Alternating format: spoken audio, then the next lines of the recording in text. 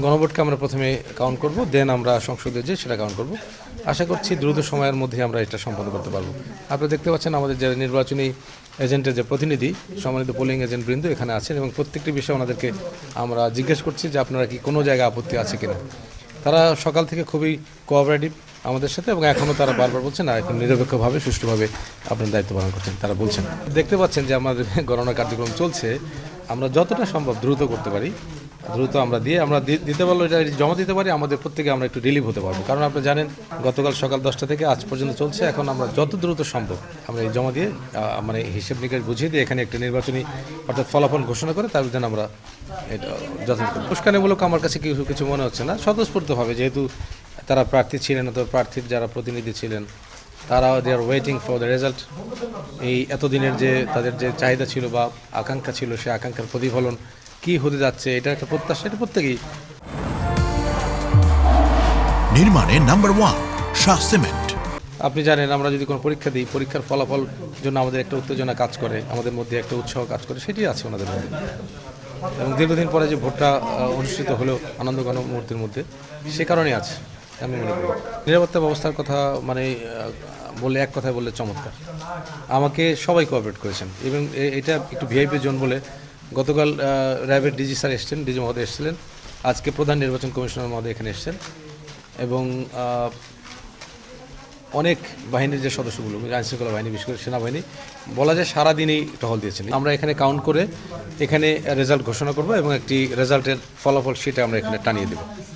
এরপরে আমরা এই রেজাল্ট শিট সহ বিস্তারিত মালামাল নিয়ে আমরা যাব যেখানে আমাদের এই মালামালগুলো প্রদান করেছে সেখানে ফলাফল শিট দিব রিটার্নিং অফিসারের কাছে।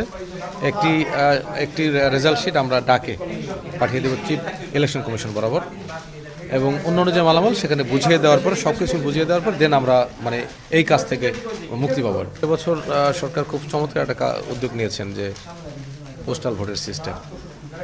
কিন্তু আপনি দেখবেন যে পোস্টাল ভোটের মধ্যে 4 ধরনের ব্যক্তি পোস্টাল ভোট দিতে পেরেছেন।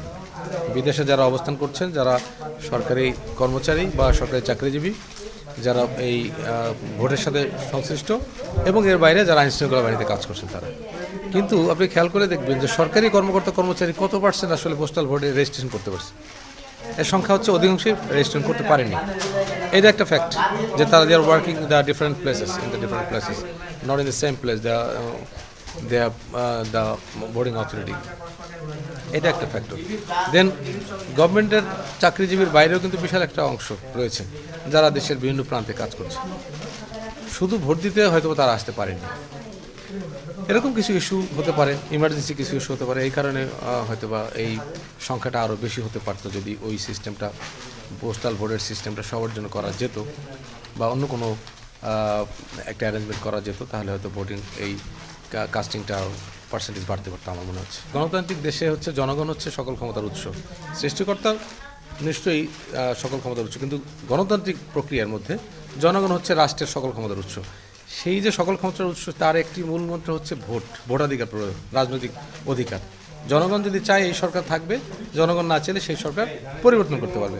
এই যে একটা কালচার, এই কালচারটা যাতে একটা প্রাতিষ্ঠানিক রূপ পায়, এটা যেন আবার কয়েকদিন পরে আবার পরিবর্তন না হয়ে যায়, আমরা সেটাই প্রত্যাশা করি।